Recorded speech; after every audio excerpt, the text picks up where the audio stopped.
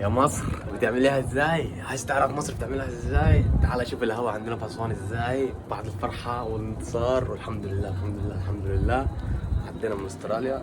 تعال بقى اوريك فرحة المصريين والاسوانيين بالاخص بعد الفوز وبعد ضربات الجزاء كمان. يا لهوي تعال.